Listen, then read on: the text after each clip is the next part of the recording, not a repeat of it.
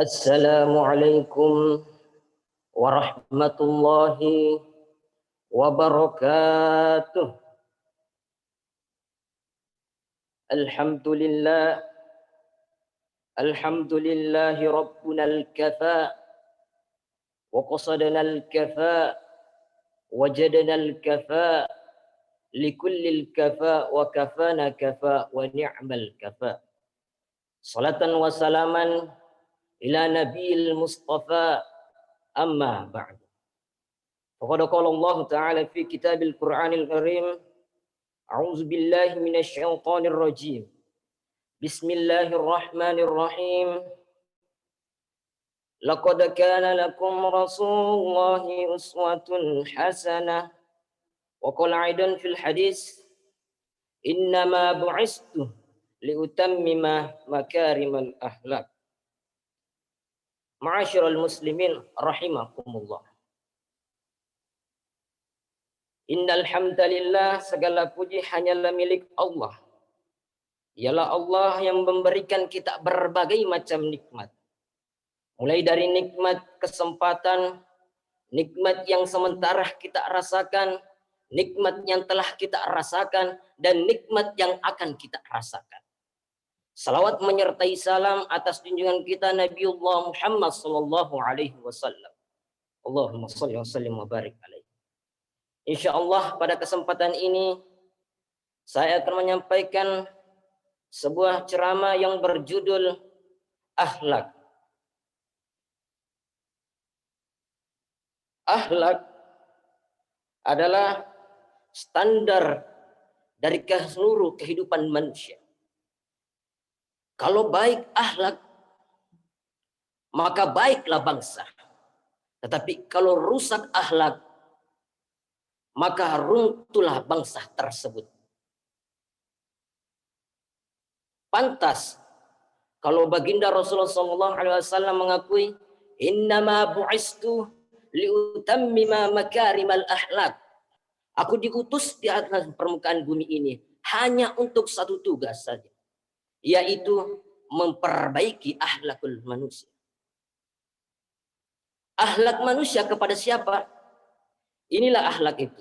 Totalitas kehidupan manusia cermin dari akhlak. Akhlak manusia kepada Allah, kepada Sang Pencipta. Manusia harus berakhlak kepada Allah. Yang kedua, akhlak manusia terhadap sesama manusia. Dan yang ketiga, akhlak manusia terhadap makhluk Allah selain manusia, yaitu flora dan fauna. Satu tugas tapi mencangkupi tiga dimensi paling pokok dalam kehidupan manusia.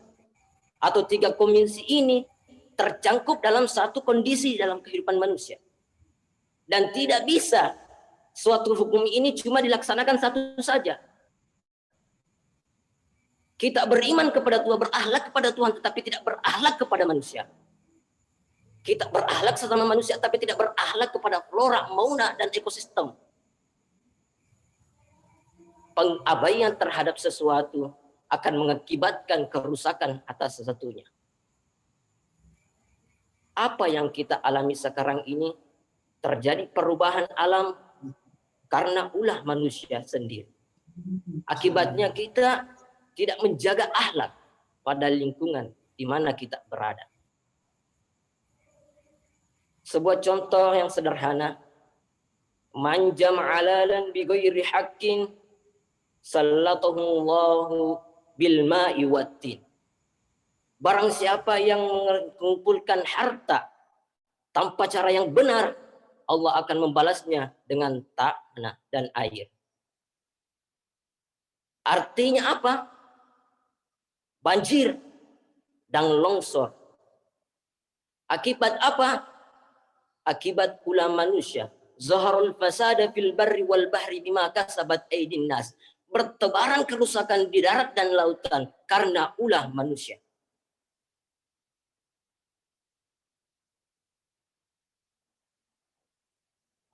Pertama, kita harus berakhlak kepada Allah. Berakhlak kepada Allah caranya dua. Jangan menyekutukan Allah kepada sesuatu apapun. Yang kedua, jangan menyembah kecuali hanya pada Allah. Yang kedua, akhlak kepada sesama manusia. Bahkan baginda Rasul menjadikan akhlak ini sebagai kapitalis, sebagai modal utama dalam membangun masyarakat, memperjuangkan agama. Bagaimana dia memperjuangkan tugas-tugasnya dengan akhlak, dengan pendekatan berdasarkan kepentingan masyarakat. Masuk di masyarakat, maka harus memperbaiki akhlak. Lalu yang ketiga, akhlak kepada makhluk Allah lainnya di lain manusia. Rasulullah sebagai tauladan untuk kita semua dipuji oleh Allah. Akhlaknya ini, wa innaka la'ala khuluqin 'adzim. Engkau wahai Muhammad benar-benar ada di atas budi pekerti yang sangat mulia. Allah sendiri yang mengakuinya. Apa adalah artinya pujian kita? Akhlaknya dikagumi teman, bahkan lawan sekalipun. Inilah bukti akhlak dari Rasulullah. Sehingga kita harus mencontohinya. Untuk menimbulkan akhlak-akhlak yang terpuji. Orang-orang sufi memberikan 3 prinsip untuk pengembangan akhlak ini. Pertama disebut sebagai takhalli. Yang kedua tahalli. Dan yang ketiga tajalli. Takhalli mengosongkan diri dari sifat-sifat yang tercela.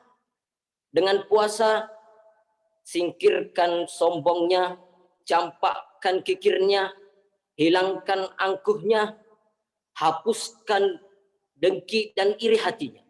Takhalli, mengkosongkan diri. Oke lah, tidak bisa ikhlas, tetapi tidak boleh riya. Belum bisa rendah hari, tapi jangan sombong. Hilangkan dulu, takhalli, mengosongkan diri dari sifat-sifat yang tercela. Kalau ini sudah kosong, si sombong hilang, si hasud hilang, iri hati, dengki dan lain semuanya hilang. Riya hilang, si hasud hilang, dengki hilang. Sudah kosong semua. Masuk pada tahapan yang kedua, tahalli. Yang sudah kosong itu diisi dengan hiasan akhlak yang begitu indah. Ketika sombongnya hilang, dicampakkan, masuklah rendah hati. Mengisi posisi si sombong tadi. Ketika kikirnya hilang, maka masuklah si pemurah untuk mengisi posisi si kikir tadi. Ketika si hasud, iri hati, sombong, dengki, semuanya dicampakkan, dibuang jauh-jauh. Semuanya kosong. Masuklah si ikhlas untuk mengisi posisinya. Setelah dikosongkan, diisi dengan hal-hal yang bermanfaat. Buah dari itu akan lahirlah tajalli. Nampak kekuasaan Allah Subhanahu wa ta'ala.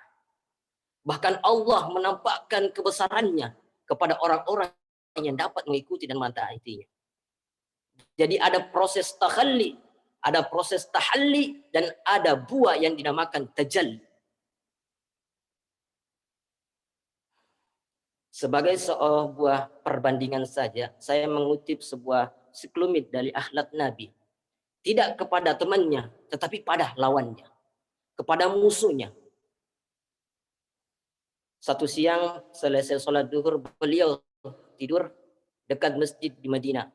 Dengan di atas pelepah pohon kurma, datang orang Quraisy yang mengintai Rasulullah SAW pada waktu sendirian. Dihampirinya Nabi Muhammad, dijolorkannya pedang ke lehernya. Hai Muhammad, kau dulunya bertingkah karena banyak temanmu. Sekarang di lehermu ada pedang. Sama siapa kamu ingin berharap? Allah yang akan menunggu saya. Mendengar kalimat itu, si kafir yang bernama Ustadz ini gemetar, keringatan, bercucuran, sehingga menjatuhkan pedangnya. Kemudian beliau mengambilnya dan membalikkan pedang itu kepada si orang kafir terus. Sekarang saya yang menebaskan, siapa yang akan menolongmu? Enggak ada ya Rasul, kecuali kalau engkau yang ingin memaafkan saya. Rasul bersahasa senyum, ambil pedangmu, dan jangan kembali. Begitu mudah Rasul memaafkan orang yang nyata-nyata ingin membunuhnya. Inilah akhlak. Saya ingin berkata sebenarnya, kalau kita baik kepada orang yang baik dengan kita, itu adalah harus. Kalau kita baik kepada orang yang baik dengan kita, itu wajar. Itu belum nilai tambah namanya. Nilai tambah adalah apa yang diajarkan Nabi. Silman koto'an, wa'atiman hadlaman, wa'afan zolaman. Bersilatu kepada lahmi, kepada orang yang marah pada kita. Berikan orang yang kikir itu kepadamu. Dan maafkanlah orang yang berbuat zalim kepada diri. Memaafkan lebih berat daripada meminta maaf. Tetapi memberi maaf lebih mulia daripada meminta maaf. Namun itu semua jaminan dari akhlak yang baik pada pribadi seseorang. Jadi dalam berakhlak kita berupaya menjadi nilai cari tambahnya. Nilai tambah apa seperti apa? Contoh yang diajarkan Nabi. Orang marah pada kita, maka kita berbuat baik kepadanya. Orang pelit pada kita, maka kita harus dermawan kepadanya. Orang menzalimi kita, kita harus memaafkannya. Itu nilai tambah. Dan itulah yang dinamakan akhlak. Oleh karena itu, akhlak yang diajarkan Nabi adalah suatu metode yang mengkomben dari segala penjuru. Dan ada satu doa pendek di dalam Al-Quran yang diajarkan di dalam Al-Quran kepada kita semua. Doa pendek ini merefleksikan tujuan hidup kita sebagai seorang muslim. Sehingga seringkali orang menyebut doa ini sebagai doa sapu jagat. Yaitu Rabbana atina fid dunya hasanah wa fil akhirati hasanah wa qina adzabannar. Wahai Tuhan kami, berikanlah kami kebaikan di dunia ini dan kebaikan di akhirat kelak, dan selamatkanlah kami dari azab api neraka. Dunia dan seluruh isinya sesungguhnya merupakan tujuan jangka pendek dari setiap kepribadian muslim. Tujuan jangka pendek yang mengantarkan kita untuk mencapai tujuan yang jangka panjang, yaitu akhirat dan ridha Allah Subhanahu wa taala. Untuk kedua tujuan ini, Islam mengajarkan kita nilai keseimbangan. Bekerjalah untuk duniamu seolah-olah kamu akan hidup selamanya, dan bekerjalah untuk akhiratmu seolah-olah kamu akan mati besok. Nilai keseimbangan ini diterjemahkan dari berbagai macam aspek kehidupan. Dalam berbagai aspek kehidupan. Bagaimana si kaya harus membantu yang miskin. Bagaimana si miskin berusaha agar tidak menjadi beban untuk yang bagi yang lain. Kelihatan nilai keseimbangan. Bagaimana yang tua menghormati, menyayangi yang muda, dan yang muda menghormati yang tua. Bagaimana tuan rumah menghormati tamu, bagaimana tamu tahu yang tahu diri. Ini semua adalah merefleksikan adanya keseimbangan. Jadi seakan dunia ini ambil apa yang perlu, nikmati apa yang perlu. Kalau bisa jangan kamu kalah dalam dunia ini. Tapi kalaupun kau kalah, kau kan masih ada akhirat. Inilah sumber optimis dalam seorang muslim. Dia tidak boleh gagal dalam mengambil dunia ini. Tapi kalaupun gagal, kau masih punya akhirat. Karena kau punya akhirat, caramu mencapai dunia ini harus diwarnai dengan keyakinan terhadap adanya akhirat.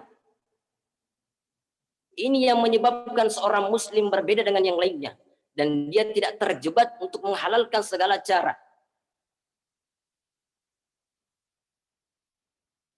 Keyakinan terhadap adanya akhirat melahirkan etika dalam kehidupan seseorang muslim pada cara dia mencapai tujuan hidup di dunia ini. Dia tidak terjebak dalam menghalalkan cara. Dunia ini tujuan jangka pendek. Ambil apa yang perlu, nikmati apa yang boleh, tetapi jangan melupakan dan membuat cacat karenanya. Inilah yang membedakan kita terhadap yang lain. Iya sih, saya keinginan kaya, tapi kalau korupsi, akhirat saya bagaimana? Iyalah, saya ingin naik pangkat tinggi jabatan, tapi kalau fitnah orang, hantam kiri, sikat kanan, teman jadi lawan, lawan jadi teman, akhirat saya bagaimana nantinya? Ini melahirkan etika dalam tata cara kehidupan manusia. Bila terjebak menghalalkan cara untuk mencapai satu tujuan. Karena apa? Tidak satu perbuatan kecil pun tidak ada bandingannya di akhirat. Raih duniamu. Ambil apa yang perlu. Nikmati apa yang perlu. Pada sisi lainnya, jangan lupa akhiratmu.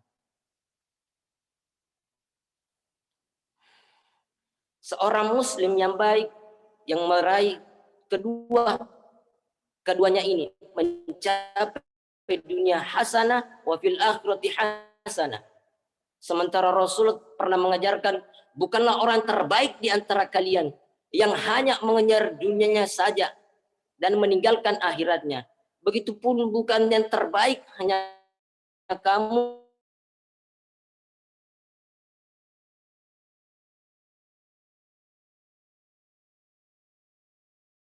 menjama'akuma, orang pentingan akhirat nanti. Nah, untuk mencapai dua tujuan ini, tujuan dunia sebagai tujuan sebagai jangka pendek bisa dicapai dengan ilmu, sains, pengalaman, dengan nasib. Makin banyak ilmu, makin mudah kita meraih dunia. Makin syarat dengan ilmu, maka kita akan mudah mencapai dunia. Atau karena faktor nasib, lalu kita bisa meraih dunia.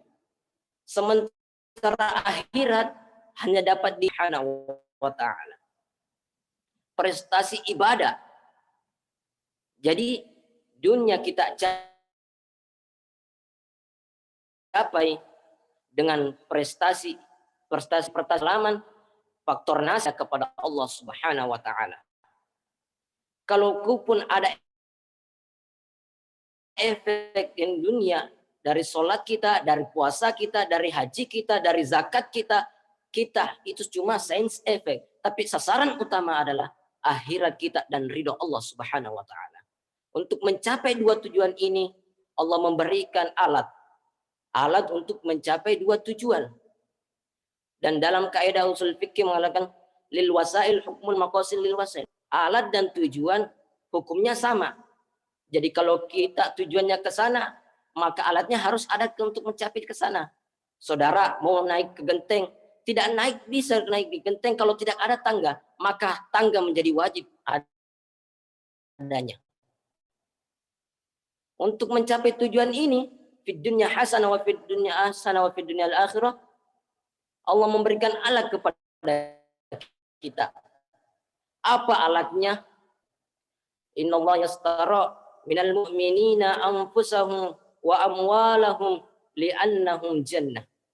Allah telah membeli kalian pada orang-orang beriman diri mereka, harta mereka bagi mereka adalah surga. Ayat ini merupakan transaksi yang sangat transparan. Transaksi yang sangat transparan.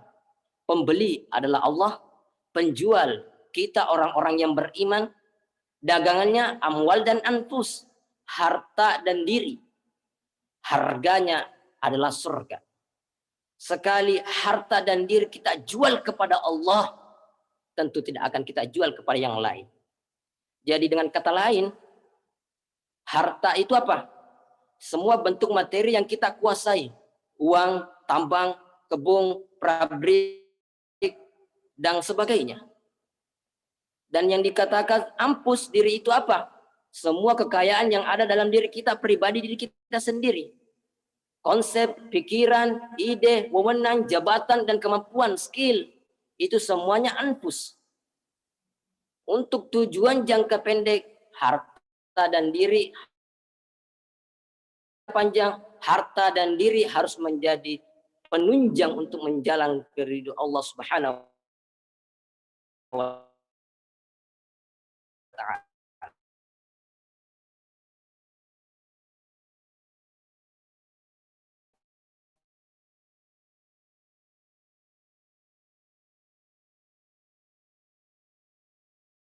Yang alat menjadi alat dan jangan menjadikan kita tujuan kita mencapai kekuasaan, tujuan kita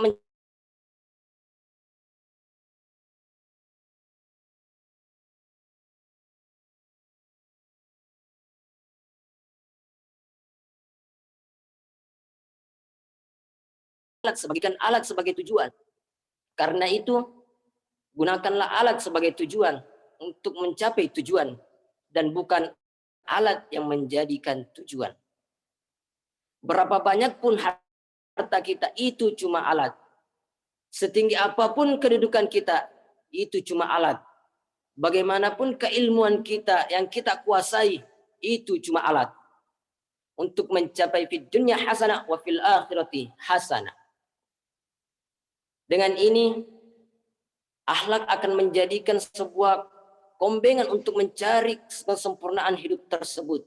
Karena akhlak dapat mencangkupinya. Mungkin hanya sekian yang dapat saya sampaikan.